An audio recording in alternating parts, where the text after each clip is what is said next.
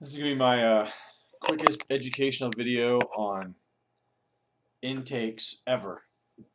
So, I always see threads on Facebook and other forums, what's the best intake for my WRX or STI?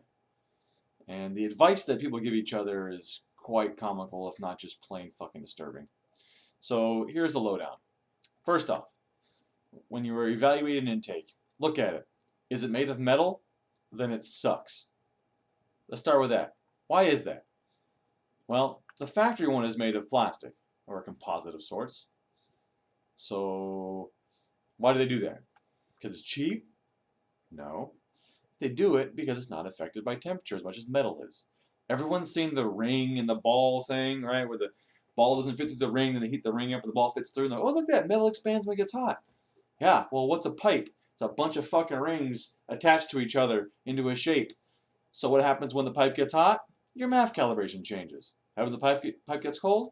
Your MAF calibration changes. And not in the way you would want.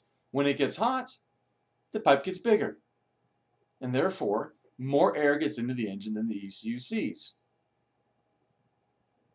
That results in advanced ignition timing and leaner air-fuel ratios. The exact opposite thing you want when stuff gets hot.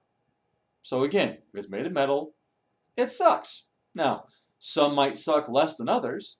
The K&N, for example, for the GR, they couldn't get the airflow proper inside the tube. So if you ever looked inside one, they had this metal piece that's jammed into the intake tube in front of the MAF at this crazy angle.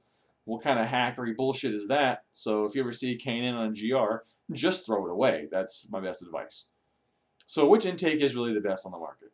Well, stock and Cobb. Hands down. There's no other market that no other intake on the market that compares. The Cobb is plastic for a good reason.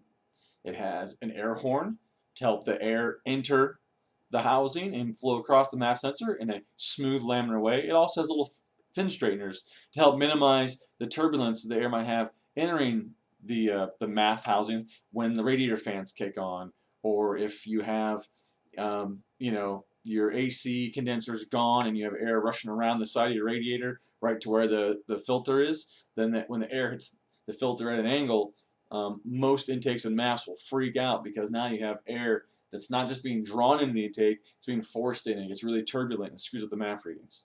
Well, Cobb has little straighteners to fix that and the air horn to help as well. Pretty much the best one on the market.